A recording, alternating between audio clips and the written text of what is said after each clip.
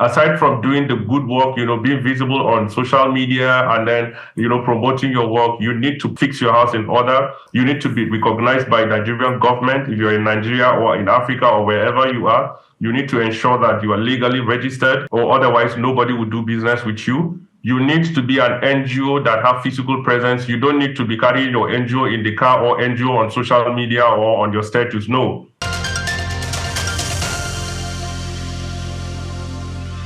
Displacement does not begin with a journey. It begins with a moment, a knock on the door, the sound of gunfire, the silence after a flood, the decision to flee with nothing but your children and your name. In that moment, a home is lost, but so is something deeper: trust, stability, dignity. Across Africa and beyond, millions have been forced from the lives they knew, not because they wanted to leave, but because staying became impossible. They are called refugees, internally displaced persons, statistics, and name it. But behind every label is a human story: a teacher without a classroom, a farmer without land, a child without certainty, a mother forced to start over with no guarantees.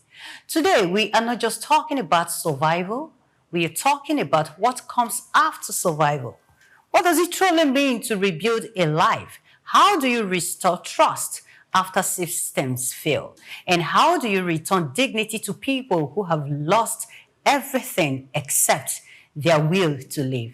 My name is Omevi Idolor, and this is Just Africa on South News Television. And I'm not alone. I am here with my favorite person, as he loves to be called, Emmanuel Amodu. It's not how I love to be called. It is what I am. I don't know. Okay. Yes, it's who I am. It's who I am. Like, put it like that. Okay. Yes.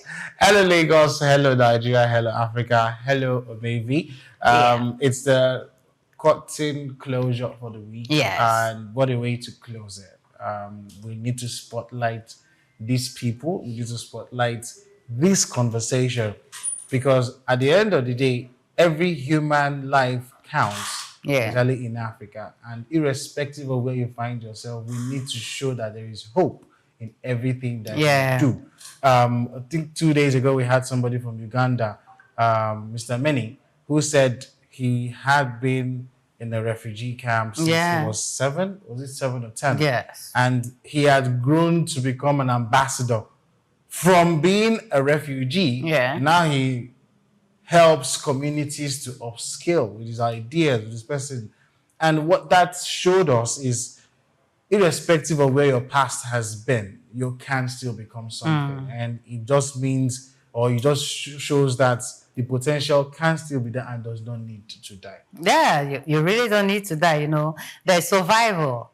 But how do people survive those tough moments is what really counts. And, instead of just looking at the immediate need, because that's where our conversation centers on today, just focusing on, okay, there's displacement right now. What can we do now? All they need is food, shelter, and all that. And that's all people think about. But it has to really go beyond that. And that is what our conversation is this morning. So this is not a conversation about charity. It is a conversation about justice, responsibility, and shared humanity.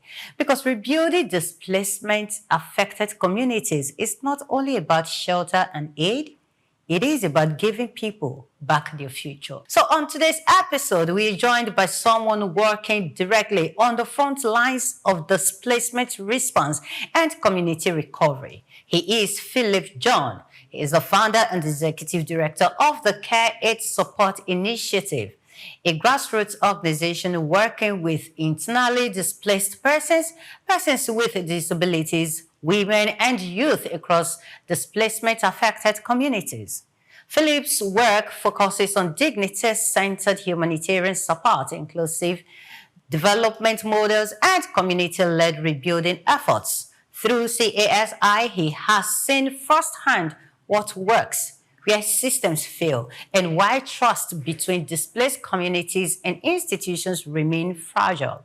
His perspective brings us closer to the lived realities behind displacement statistics and to the practical pathways towards sustainable recovery. Welcome to Just Africa, Philip John.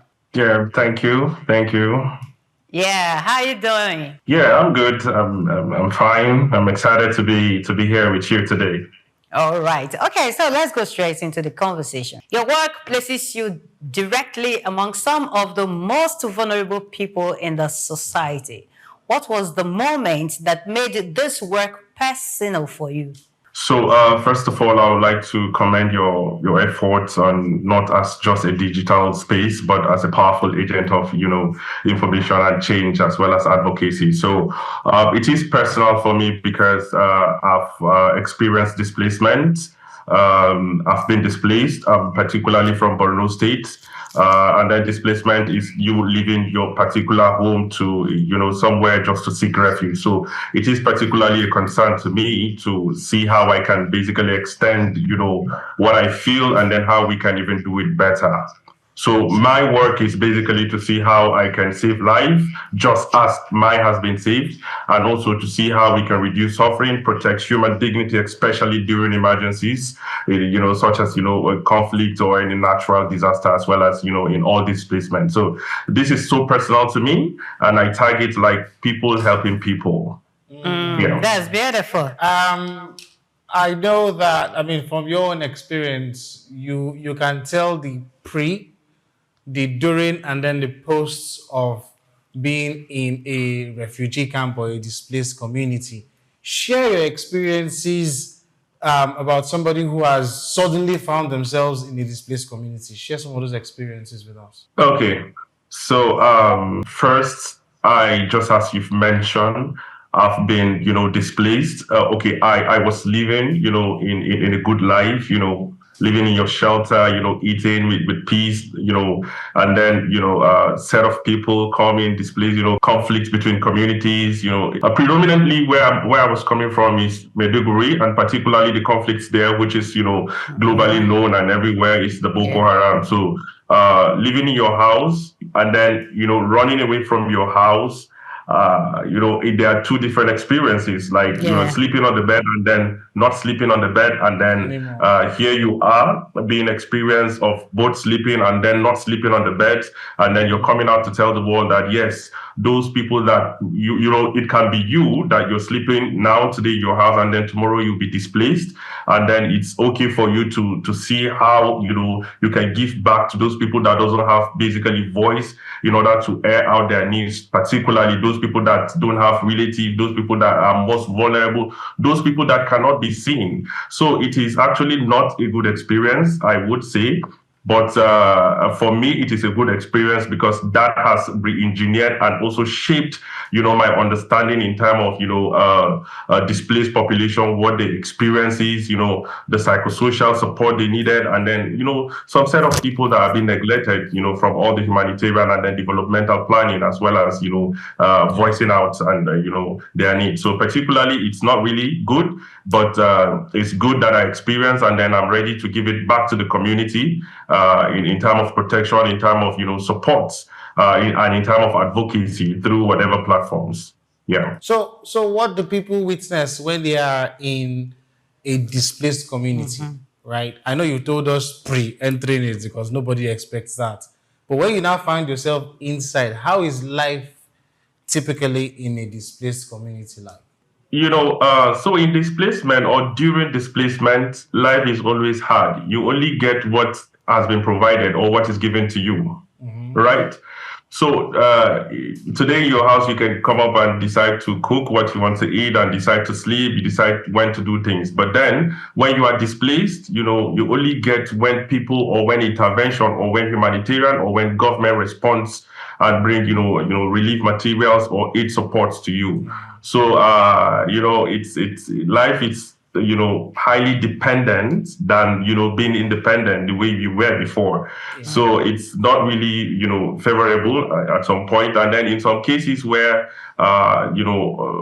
Nigeria, most especially like this natural, man-made disaster or displacement, you can't have, access to going somewhere in order for you to work and to get like, or to be self-reliant, like bush, you can't go to the farmland because there are highly insecurity there. If you want to promote yourself, you can't do that. But the only option you have is to be in camp, to expect what humanitarians, what NGO, what UN, and what foundations will basically bring to you. So it's highly dependency than the other way it has always been. So this is a situation during displacement in terms of living where your comfort zones are. Yeah. So these are experiences that over 2 million displaced population are actually facing in Nigeria currently, and mostly in the northeast part of Nigeria, and then, this displacement, instead of it to be a kind of, a short-term or temporal,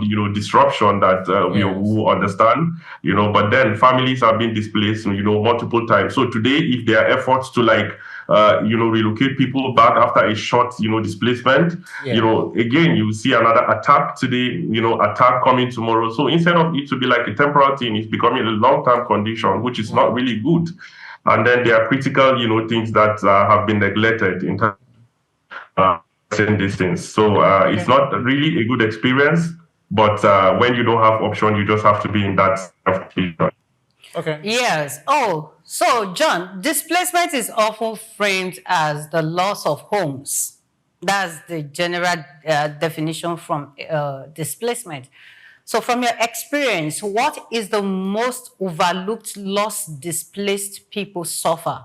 Practically, there are a lot of things that people tends to overlook, and this is practically what IDPs or displaced population are basically facing in Nigeria. I call it the moment of accountability.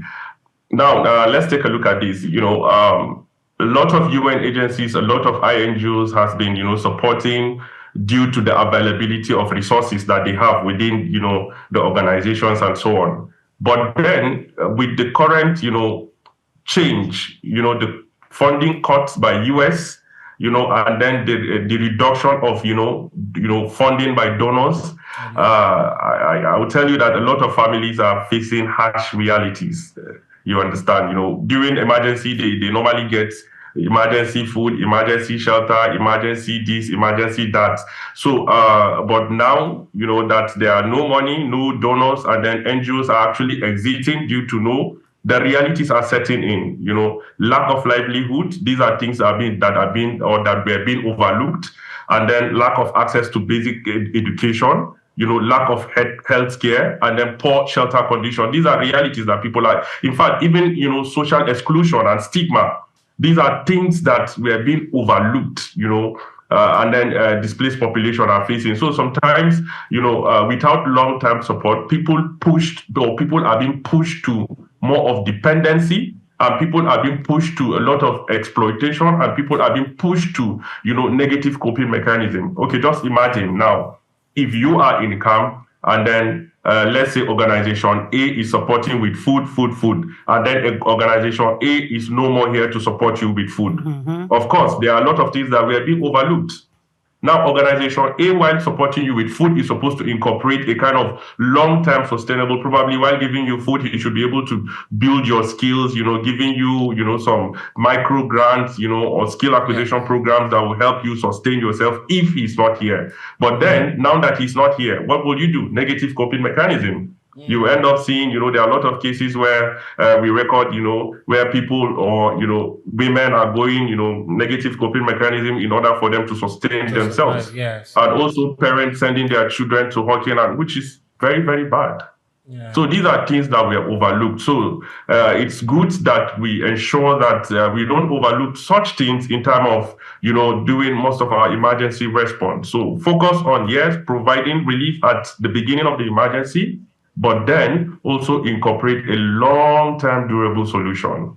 All right. So I like the fact that you said we should look beyond the immediate needs now. Okay, so how can humanitarian services, those rendering the services, the organizations and the NGOs and whomever that is involved that is providing these humanitarian services, how can they design their programs to fit beyond that moment?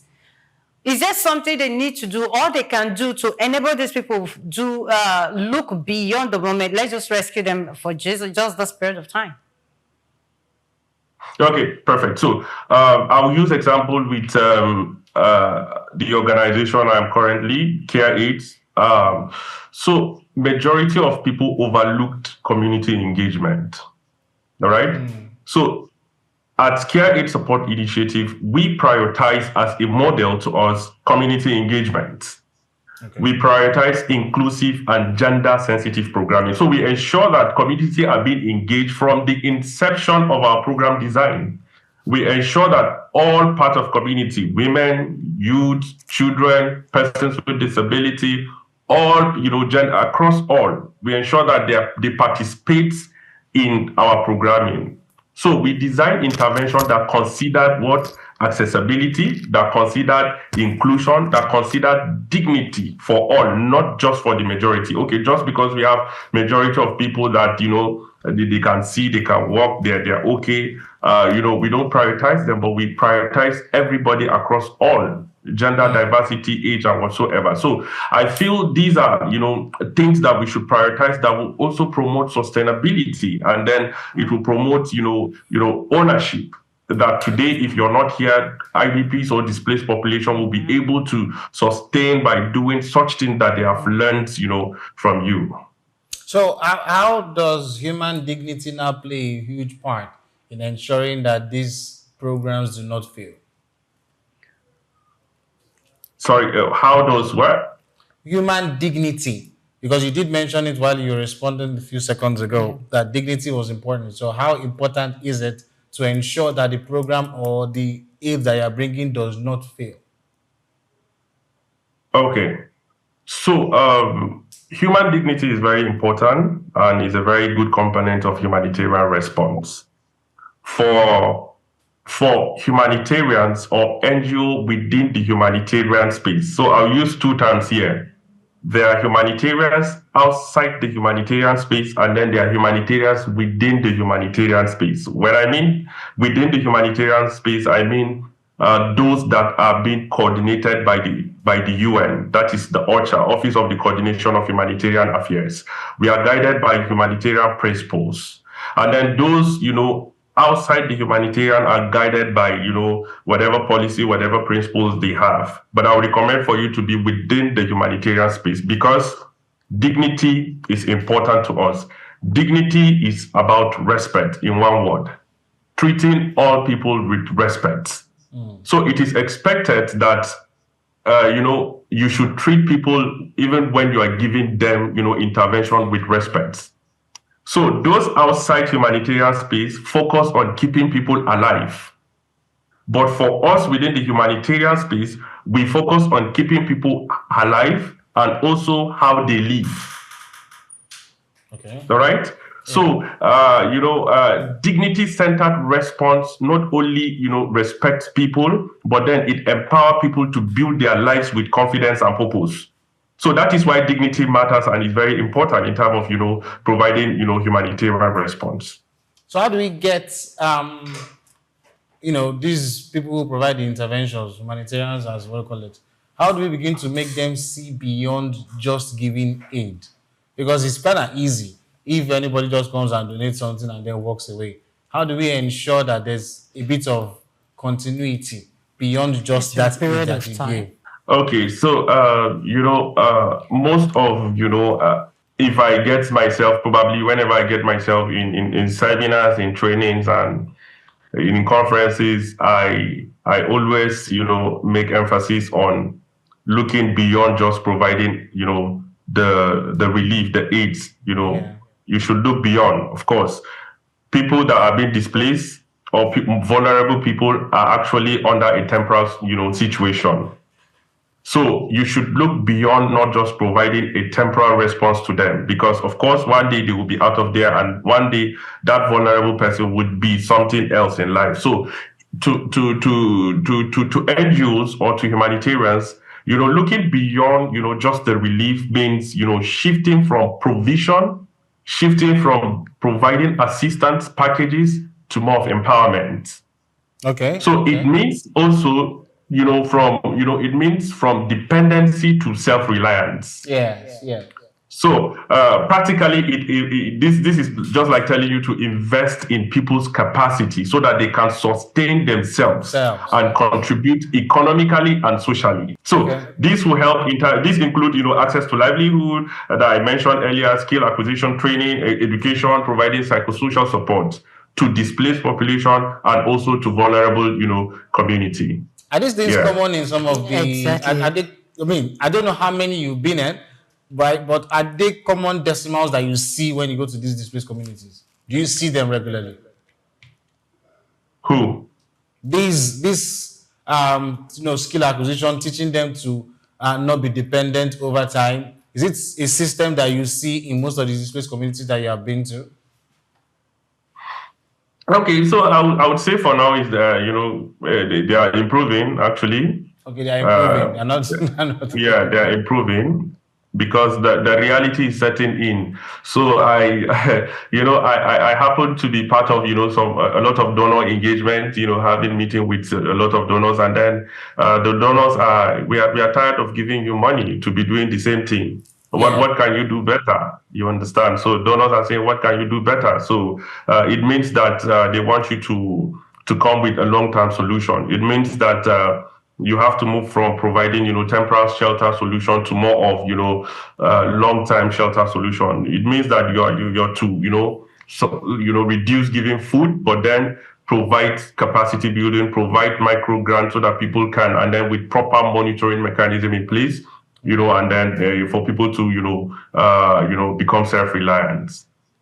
Okay, I want to ask, when humanitarian organizations come around to say, yes, we arrange services, we want to support, especially at the moment the incident just happened, how long do they really stay to render those services?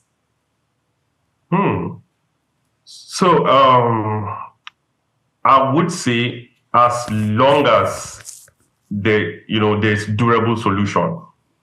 Now, there is no design, time frame for humanitarians to be around because it comes in phases.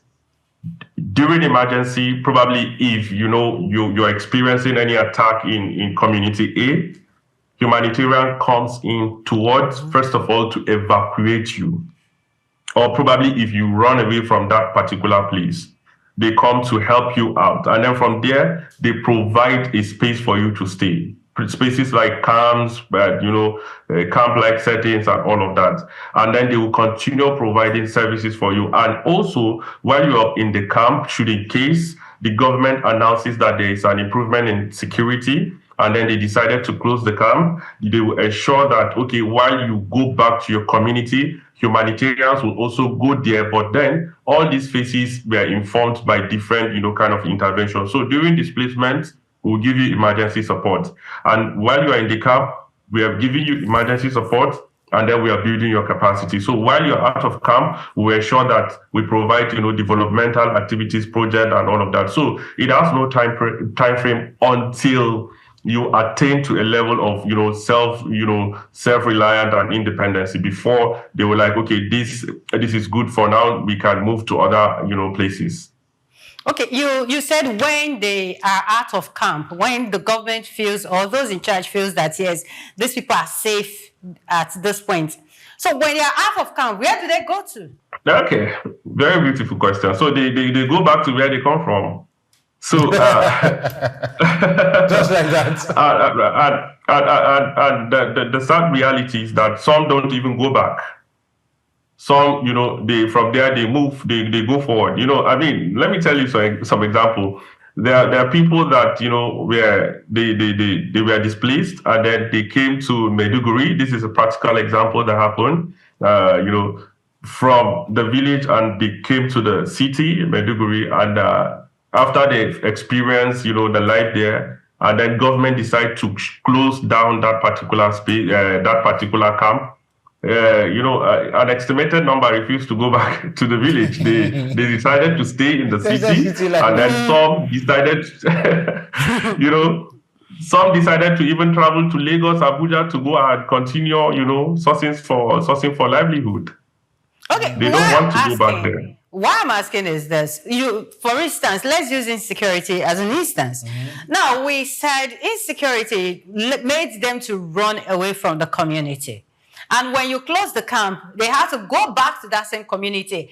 Has security personnel been put in place to ensure that that incident does not repeat itself? Or you just feel the government feels it's safe? Now, the people are no longer there, so you can go back there. What if they strike again? You open another camp? Yes. So, these are questions that I would recommend one day we have some, government colleagues here to respond. So, my perception of displacement are not limited to only, attacks and all of that. There are a lot of things like economic instability. These are drivers to displacement. You understand? And you and I knows that there are governance failures also, which also contribute. So I would just while I say on the economic instability, we are looking at high increase in cost of living, rising inflation, unemployment and poverty. You understand? So this also is a driver that makes a lot of families to migrate from most of the rural areas to the urban centers. Example, I will not say other states that people are moving from, but I will say states that people are going to, like Lagos and Abuja. People are going to those places in search of jobs, and even people are even moving across borders due to lack of economic opportunity. Yeah. So coming down to responding to, what you mentioned about, why are they not going back, or why they are going back? What if are there like, full confirmation that security is restored? I assume we all know this, but I will limit my contribution to how it leads to displacement, because in Borno, Yobe, and Adamawa, I must tell you that communities are still being attacked, and then with little protection from the states. So you could just go and then like Chibok, you still go to Damboa. You still go to, some part of those places, you hear attack here, attack there, but these are places that people have been, relocated back. So, it's actually a failure, and then it's an opportunity for addressing and managing, all those and providing more protection from the state. But like I said in the inception, there are multiples, families have been displaced multiple times. Attack today, they go to the camp and they come back, attack tomorrow. So it's making the whole thing a long time rather than temporary, like I said earlier. So, there is a lot of opportunity in addressing, insecurity to ensure that people relocated and then they remain permanent in those locations without, fear of any, attack or any threats. All right, Mr. Philip. Your initiative, CASI, that's the Care Aid system. Yeah. Are there models that you people use that others don't and they can learn from? The ones that have been successful for you over the years? Okay. So let me be honest with you. Models are basically open to a lot of people. They have the best practices. Okay. Sometimes, there are factors that, that made those best practices not being attended to. Okay. Those factors, we know them in other sectors. But for us, Care Aid, community engagement is key. This is a model that we put in place to ensure that you're part of the planning from inception. You're included, in all the program cycle, from planning to implementation to evaluation and all of that. So this is something I would like to, recommend to people to ensure that while you're planning a program, ensure you involve the community. Let it be a real evidence base from the community. I cannot dictate what you want. I've seen a situation where communities were not involved in, in all the programs and all of that. So the concerned agency is bringing rice to the community, and the community really wants beans, and, So the community decided that, okay, no problem, you're giving us rights because you did not involve us to know what we want, all right? So it's okay. So whenever they give the rights, once that agency is turning back, leaving the camp, those communities are going to the market to sell them. I get it. Yeah, and why are they doing that? Because they want to sell probably half bag of rice in order to get Maggi, in order to get salt, in order to get other things. So it's good to engage the community, even, when you're planning, when you're carrying out assessment, those assessments are going to inform the needs that you intend to address. So inclusive programming, gender sensitive is very important, and participations of all target beneficiaries. When I mean all, I mean youth, women, girls, and elderly, persons with disability, and all of that. So it's very key that I recommend you do that. You design your intervention that consider all those, gender, and then all those sectors that will address. So it's very key for us at KIA. This is what we do, and then we are informed. We are people-centered. We are informed by the needs of the people. We don't assume. We ensure that you tell us, and from there we provide. And at the end of the day, once we provide, it will be impactful because we'll not see you in the market. Yeah. You're very right. There's this I don't know how to call it, but it often happens, right? When you try to use a mediator, and then the mediator now becomes the god, in the sense that, for example, if I'm an NGO that wants to come to a community, and then there's a language barrier. I can't speak the local language, but I want to get the feedback. And I get a translator, who perhaps maybe like the local chief or the local council or the local leader. Then he says, oh, bring these things to me. But sometimes it never gets to the end users. How do we fix that part of the problem? Because it exists a lot. Sometimes your intervention does not get to the end user. So, that also is a big gap, just as you mentioned. Sometimes, cultural sensitivity, and then there are a lot of things that people overlooked, basically, which is part of it sometimes in terms of, communicating clearly, what you intend to do. So it's really key sometimes in terms of, having even translations. I've seen, people that doesn't understand Hausa. This thing is practically there. It's just for you to ensure that you follow them accordingly, not that you just assume them and then you just tick all the boxes and then go. No. You will still have issues. So there are things that you need to ensure that you have them. Like coming down to the north, you need to get somebody that speaks their language. You need to get, incorporate part of the team, like people that will be there in order to interpret what you're saying, and then for them to better understand. And there are a lot of things that you need to put in place. You need to consider that will really help in terms of ensuring that your program is, or your intervention is more of impacts to the community. So these are realities that we shouldn't overlook them during our interventions. So if you're a mediator, the person in between, because you say get somebody who will help you translate and everything, but if your mediator becomes the problem, how do you fix it? This is a big problem. So if the mediator is a problem, you change it, basically, because you don't need to compromise.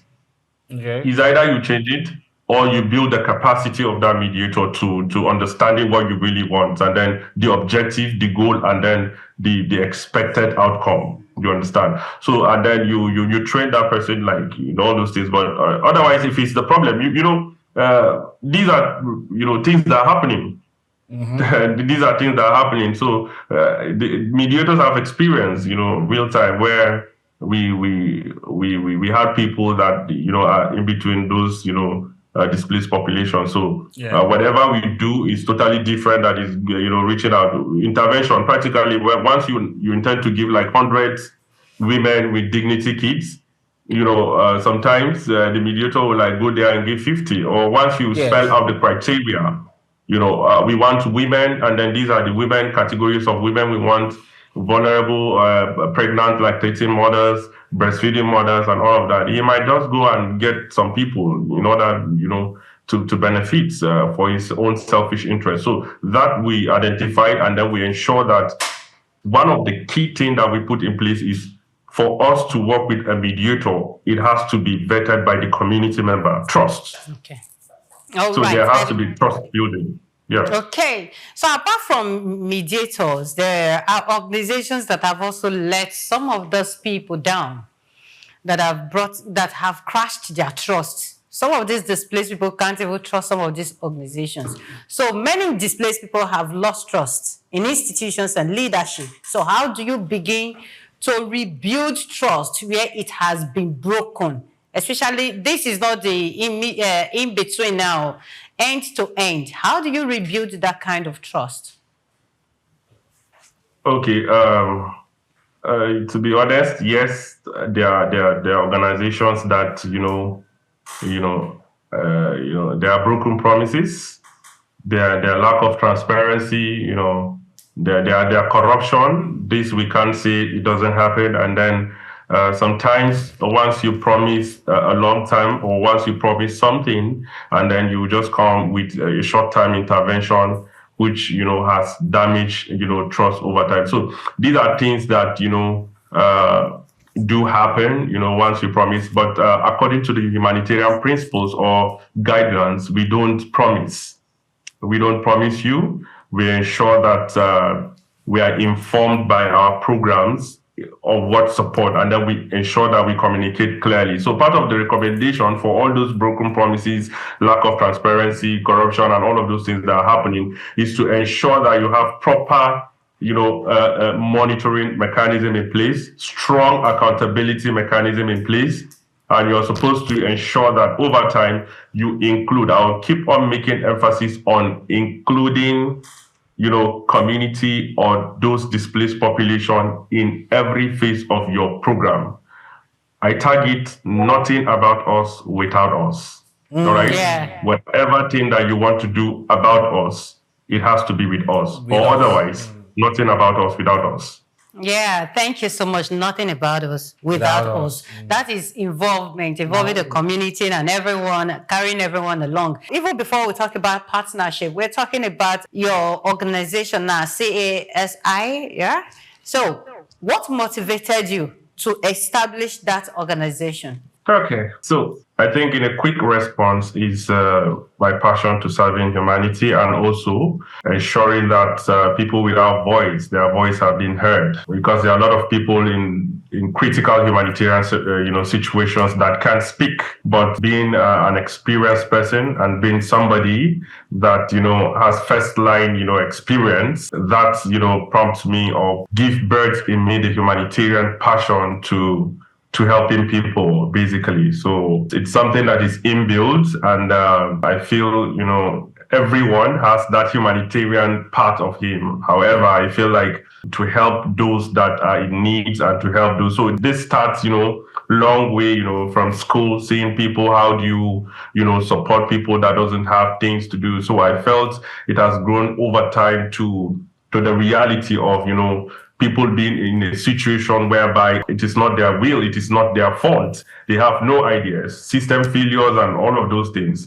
So I felt, it's important that we work together to see how we can, support those people, as well as, making advocacy to improve the system towards, attaining stability in the society as well as the country at large. I like the fact that, you're helping people, and of course, you just want to help. Make yourself offer services. You shared something on your social media page, like mistakes that NGOs should avoid this year, about 7 of them. Can you run us through that? Let more people get to hear it.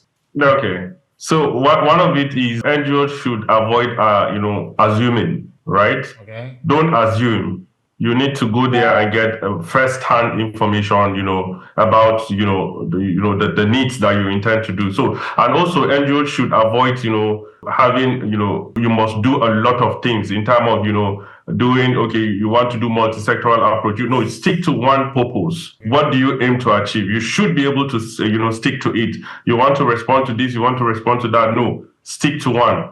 And then you should be able to have a clear vision as an NGO. Okay. What is your vision? What is your mission? What do you aim to achieve? So you should avoid such things. And then you should avoid, when it comes to,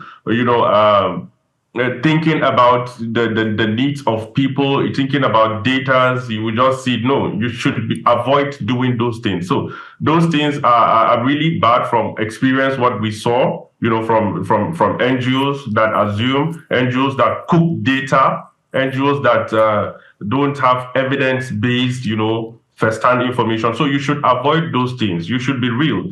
And, you can start small as an NGO, start from what you can do, the community sensitization. You can start that. You must not, like I mentioned always on my social media, you must not register your organization before you can proceed to. Now I'm talking to, new impact builders and people that intend to go into charitable, responses. You should be able to clearly define the gaps, identify what gap you want to solve, the problem, and come up with your own, solution. At the end of the day, you're doing it, soft component of it, and also, if donors turn to you and then you're putting all your house in order, you have all the requirements, they will come in and support you. I started for over 2 years without, any external support. And also there's a criteria. So I kept doing what I was doing, supporting people, showing up, communicating to them and ensuring that I've built trust with them. And then through those little, I was able to understand that, these are the real needs of people. And I was able to approach some donors, and excitedly, donors supported. And then we've responded. And from there, we started building trust between them. Okay, really, this is it. So you should start small. Don't make it big. So you should be able to avoid these things. Don't assume, don't think on our behalf. No. Involve us. Like I said earlier, there is nothing you can do about us without involving us. So let there be clarity, let there be, consistency, and let there be, objective, what you aim to achieve at the end of the day. Okay, so why is it that there are some that will still tick all the boxes? Yeah, they done all the checks, they prepare themselves well, position themselves, and yet some of them still struggle. What could cause that, or what could be leading to that? Okay, there's an external factor, there's an internal factor, all right? Okay. You might be doing it well, the community engagement, the project, the program implementation, and all of that, you might be doing it well. But then there are checklists. I am a donor, I want to give you my money. I understand that, okay, I've seen you, visible on social media, I've seen you that you're doing an excellent job. And then, okay, I decided to reach out to you. A lot of people are struggling because, number one, the internal factor. Do you have an internal control system? If today I give you $1 million, how would you be able to manage it? So these are the realities that NGOs need to focus on. I've rolled out a mentorship session that I think I will be carrying out to, NGOs, those people that are stuck on the realities and my experience. So from experience, I've worked with the international organization, I've worked with the UN, and I've engaged in a lot of donor conversation, a lot of due diligences, and we are experienced. So I want to give it back to the community freely so that they will understand that aside from doing the good work, being visible on social media and then, promoting your work, you need to fix your house in order. You need to be recognized by Nigerian government if you're in Nigeria or in Africa or wherever you are. You need to ensure that you are legally registered, or otherwise nobody will do business with you. You need to be an NGO that have physical presence. You don't need to be carrying your NGO in the car or NGO on social media or on your status. No, you need to have a physical presence should in case somebody wants to come to you. You need also to ensure that you have all those policies that are guiding your work. You need to have a finance policy that speaks a lot about your financial control and management. A lot of people probably, because even me, I have experienced, at the early stage, I was doing the excellent job that I was doing on the field. But then all those things I've neglected them. But those are the realities that when donors came, okay, Care Aid Support Initiative, you are into this sector, you are into shelter, you are into NFI, you are into education. Okay, fine. This is beautiful. Programmatically, excellent. Let's look at your internal policy. Unfortunately, I don't have it. There are a lot of NGOs out there listening to me that are struggling due to, not having those things. You need to have a bank account. A donor will not send you money to your personal account while you are having, So those are the realities. And then while you're having a bank account, you don't need to, have your family member, your brother, your sister, they are the signatories to the bank account. I will never give you my money. Yeah. Wow. So for how long have you been doing this, Philip? Okay, so I've been into the NGO space from 2015. Oh, okay. Wow, that's over 10 years. You started CASI when? Okay, I started CASI 2018, but got incorporated 2021. Okay, that's beautiful. So, have you encountered resistance or skepticism from communities you were trying to help at any point in time? Yes, there are a lot of sometimes doubts, So from experience are things that you don't need to overlook them, but you need to work on them when it comes to working with communities. Yes, a lot of people doubted our interventions. They doubted what we've been saying. Skepticism is real. It grows, but then over time, before it grows, you need to ensure that you identify them quickly. So this is like a leadership role that, during some sessions, we could be able to talk to leaders that sometimes you need to build trust to ensure that, decisions are, you step down delegation of responsibility and then proper. So, of course, there are a lot of doubts that I've experienced, while we are talking to people. In fact, it's not even just from the displaced population, even the donors, there are a lot of doubts, okay, you're doing well, it's high risk for us to be doubting your capacity to, at the end of the day, you might end up running away with our money and all of that. So this is real, this is real. And then, like I earlier said, you don't need to have your family member. It's called conflict of interest. Yeah. I don't have a family member working in care aid. If I want to, I have to declare.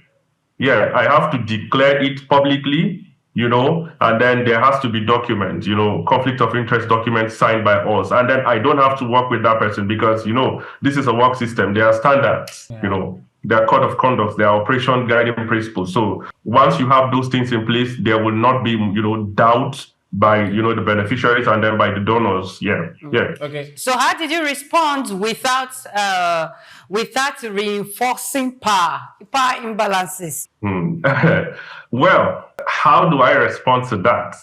That also is a leadership role that for you to you need to understand, and you need to bring a lot of things in place, like policies that will actually ensure that everything is transparent and being open, and then you need to also to have power imbalance, it's a lot. It's a leadership thing. So I just try to see how we ensure that there's segregation of responsibility, the delegation of responsibility, and then well-structured, policies or rules in place to ensure that everyone is being respected and power is being, not, what will I use the word? Decentralized, more like. Yeah, exactly. On one person. So if today I'm the only person that would approve something, then there's a challenge. But however, I have somebody that is coming from the south and is a woman. You understand? So there is this, if I'm not around, she can approve, and then all of that. So it's not like centralized on particular, Let me go personal, yeah? You shared one story, and I want you to tell us the lessons that you learned from that story. You shared one story when you were in Maiduguri about a young boy that you met in the temporary shelter where his family stays, and he was drawing a house. You said you learned something from that. Share that experience with us. Okay, so I do write a lot and share, so I might specifically, because you meet different people that you get to learn from them, and then that's why I said earlier, it's good to take the displaced population as stakeholders, as people that you will learn, because there are people with skills. Okay. There are peoples that even before displacement, they're experts in what they're doing. So you shouldn't just take them as a passive. So I've learned a lot of things, not particularly, limited to that boy, but then I've learned something from particularly that boy in terms of, dreams. He has a dream. Now, let me just divert a little bit to something recent that I was able to identify. Okay. During, 2025, I think towards the last quarter, I was engaging few people in focus group discussion, and then I met someone very young, vibrant. I was like, we don't have funding. So now we are coming to do volunteer work, right? There has been funding cut. UN are going, INGOs are shutting down their offices and branches. Now it's for us to do it together with you and all of that. So he just looked at me, and then he was like, but if you people go, who are the ones that will checkmate all those things, because when you're around, you're able to consistently come and ensure that you communicate, please, let's ensure this, let's ensure that. But then I stood back, I was like, from where is this boy coming with this question? Yeah. So it pauses a lot, of, thoughts in my head. So when I came back, we were discussing internally. Aside from that, I took his number, and then we were discussing with the team. And then unfortunately, one of the team member was encountered that boy, because we were spread around in the community, doing that. I never knew that one of my team member. And then he shared that there is this, I think, passion for leadership, passion for change. He doesn't really like the present condition, and then he's willing to, see how, our impact or our presence is doing a lot in terms of, shaping his future and giving narrative. Because if you look at it, if you go down to the north, way back, a lot of people, these are realities that we don't have to hide. A lot of people, the children not going to school, doing that. But once we're there, sensitizing about school. So the guy is like interested in that. So that also passes to one of the advocacies that I'm always doing, outside my social media, but through seminars, is to ensure that government incorporates, development should be treated as development, and humanitarian concerns should be treated as development, not humanitarian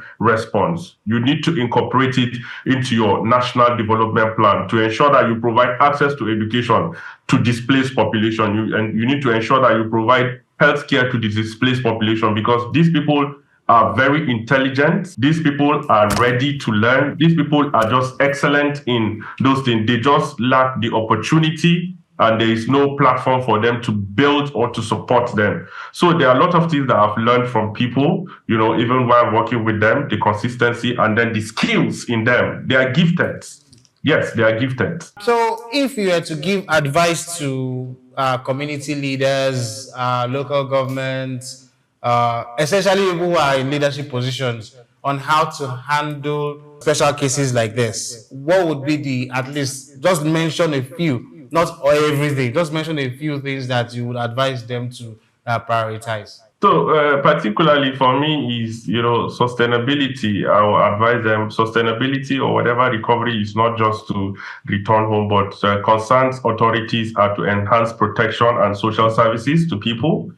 It's very important. I will advise them to do that, ensuring that all those protections are given to those set of people, and also providing social services, education, health, and all of that. And then also it is important that we build trust through inclusive participation. This I will advise, and also I will advise the states, the local government, to integrate those humanitarian and development actions together, not only humanitarian support, but to do that. And also for state and government, I would recommend and advise to do a lot of, mobilization for sustainable, funding, or to incorporate in the national budget, and to do more of partnership with, the grassroots organizations, because they are context, equipped, they know the context, and then they are always there, they know the real needs there on ground. So these are few from what I would do. From the many I will advise the state and the government to do in terms of, doing this. Yeah. Okay, thank you so much, Philip. But the women will not forgive me if I do not ask this question.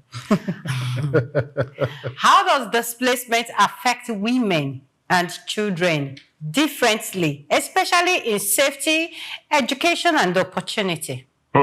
It does. Of course, displacement affects women. Most of the interventions are prioritized towards women and children. Okay. If you look at it in the vulnerability scales, women and children are more vulnerable during displacement, right? Why? It is practical.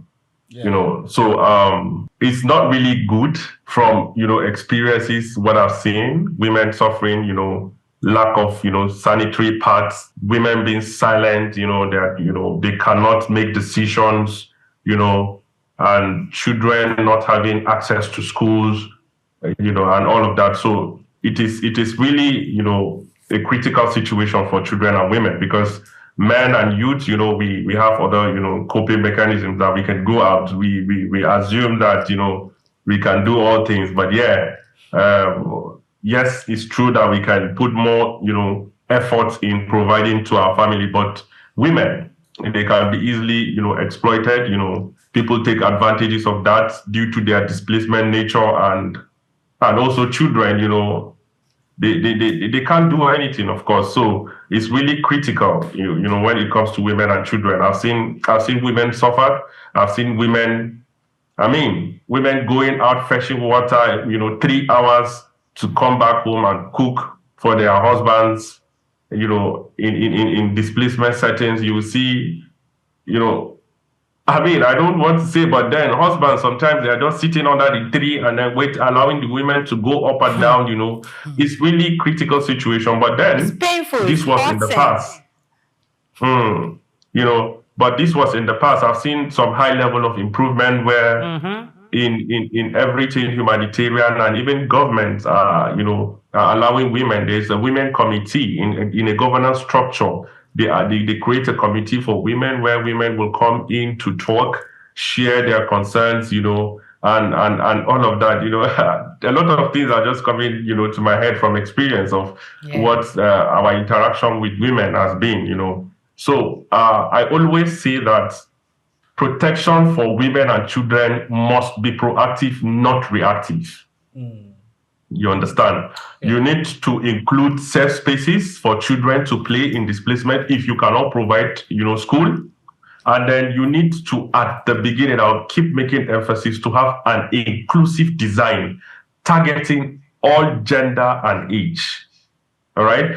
And then also providing access to justice, because there are a lot of violations. There are a lot of cases that, in fact, if you look at the humanitarian space, in displacement, you look at most of the cases are women-related children. You hear rape here, this, that, there, a lot of things that are happening. So that provision of access to justice needs to be there, a recommendation, because women are actually facing a lot.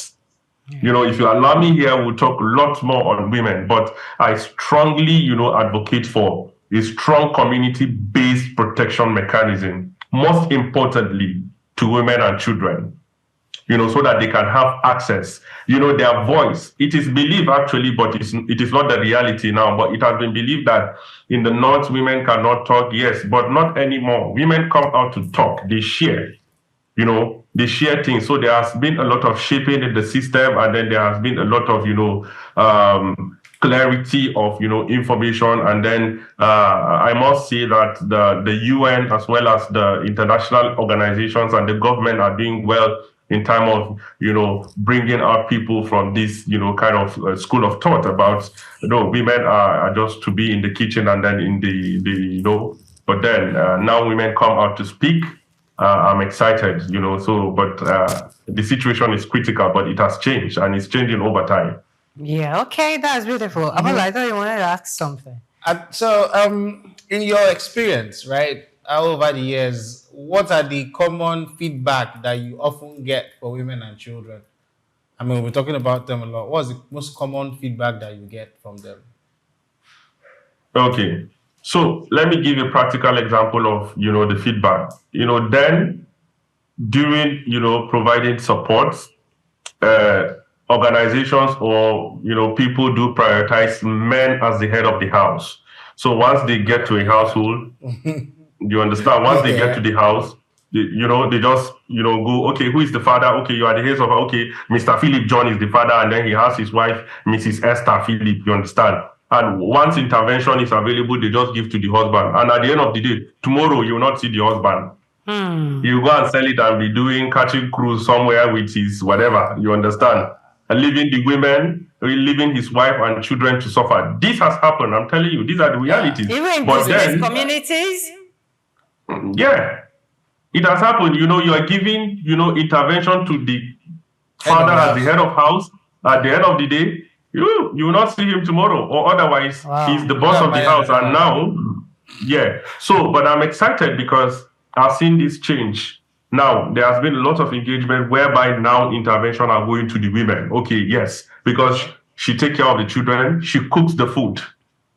And then, down here, you can marry 2 wives. So if a man got it, in fact, there are a lot of, men that after getting this intervention, they will go and add another wife. I'm telling you. Wow. Oh, God. Wow. Okay. But when you engage children, what kind of things do they also tell you? I mean, their experiences in the camp. What do they expect from those who are coming to help them? Okay, so working with children, there are a lot of things that you need to pay critical attention to.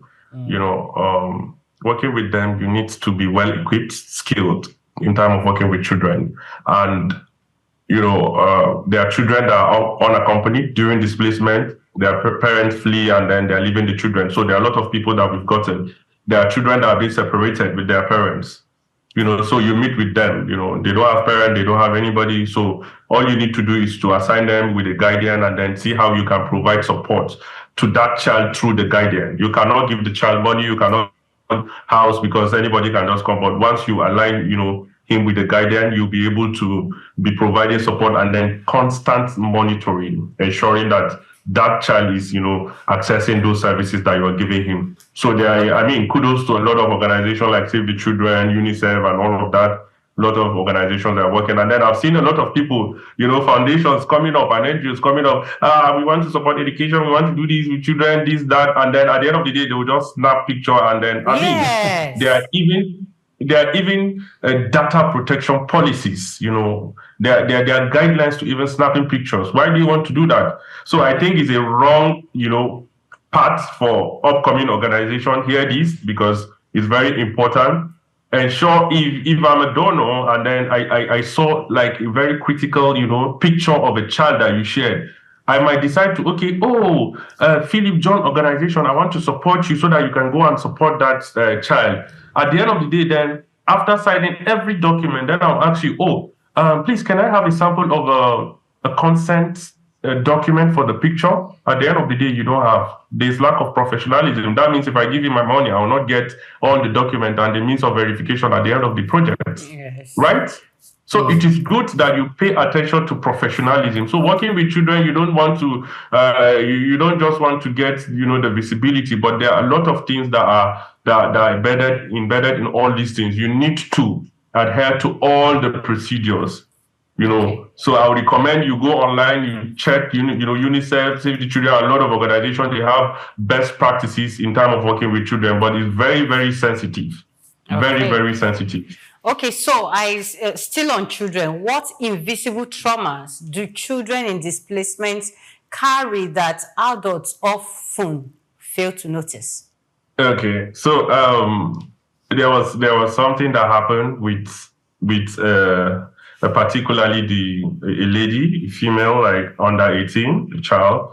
So in one of the camp in Maiduguri where, she has been isolating herself from other people, even when we, provide her with, support. So that, lady is always quiet in the camp. She's always sitting quiet and then crying. Lot of humanitarian staff reached out to her and she doesn't talk. She doesn't talk. One day I decided to, let me go and meet her. Then when I met her, how are you? Fine. Oh, interesting. I said, you look like one of my, ex-girlfriend that we broke up with her. I mean, she dealt with me. Then the lady started laughing just as you're doing now. You understand? She started laughing. She said, but why would she do that for you? Like, I was so, and people were so surprised she now opened up. So there are some really skills that you apply in terms of, working with children and with this set of people in camps in order for you to make them open in during displacement, because they experience, a lot of, traumas, social exclusion. People tend to kick them out from, even games and schools while they go there, abuses and all of that. So it has been affecting a lot of children. We've seen it. They will just go to school and sit behind the school so quiet, because of exclusion, So that has been a challenge, and trust me, it has been, identified, and then there are a lot of experts, in the humanitarian space, while you're working real time in field, and then you're getting to identify a lot of things, there are experts, coming in to build your capacity, on how to address those critical, issues. So you don't just assume that you know how to do it and you have to force the child. No, there is a procedure, and then it's a gradual procedure towards ensuring that you provide support, but you have to get that person before providing whatsoever support, and then you refer to the person to psychosocial supports, safe spaces, so that they will play, make them feel at home. I mean, there are a lot of things. So from there, I was able to talk to the lady. We started conversing, and then she started opening up, and then she told us how, her parents were killed in front of her. She told us how, she was taken to the bush, and then somebody, in fact, when they brought her to the camp, the person that first approached her he resembled the person that, raped her in the bush. During displacement, after killing her parents, they have to flee, they have to run away. So that person that first approached her looked like that person. So from there, she was scared, and then she was traumatized.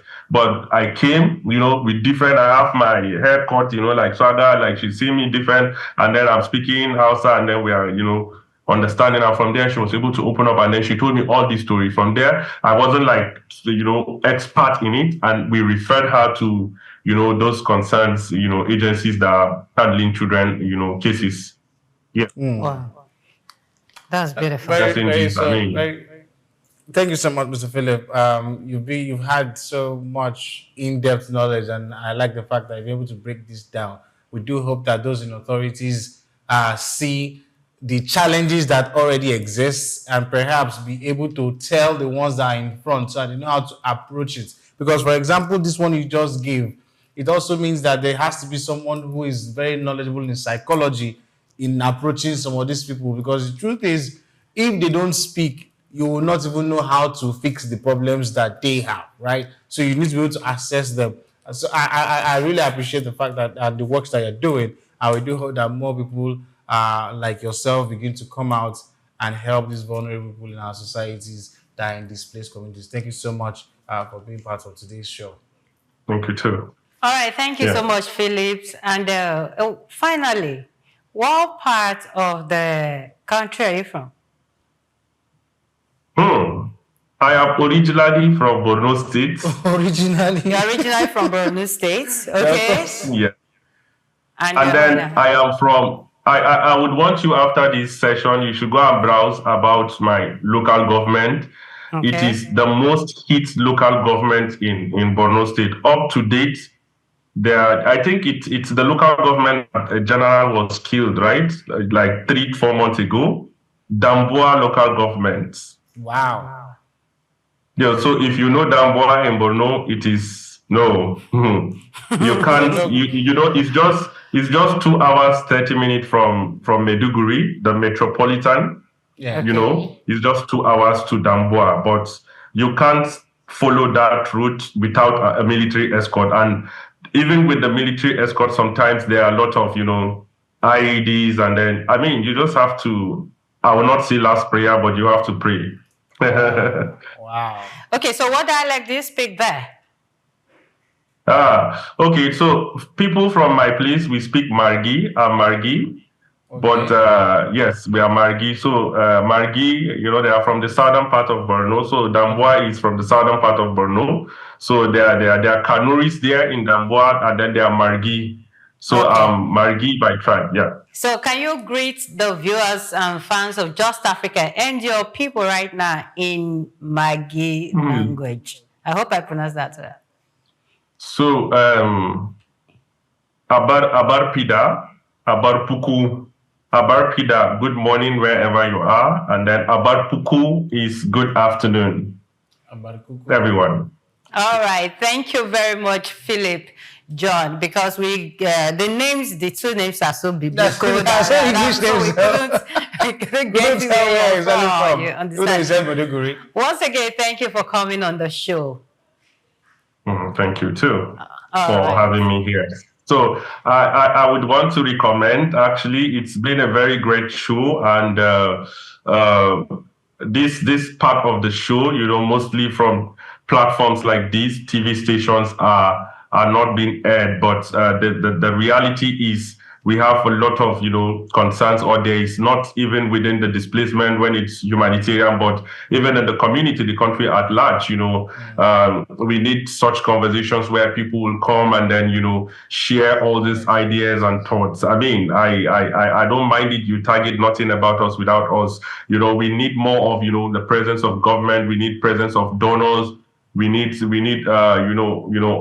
international, investors to come in order for them to create, employment opportunity, and then we want, young minds like us to advocate, youth like me. I am not married, you understand?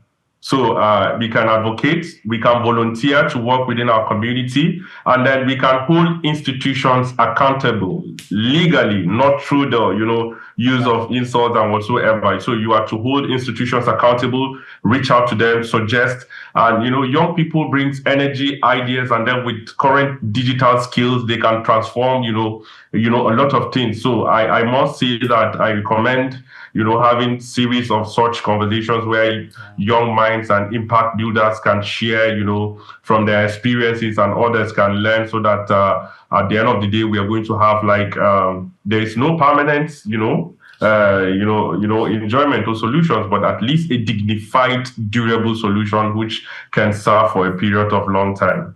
So thank you very much, and I love you for this program.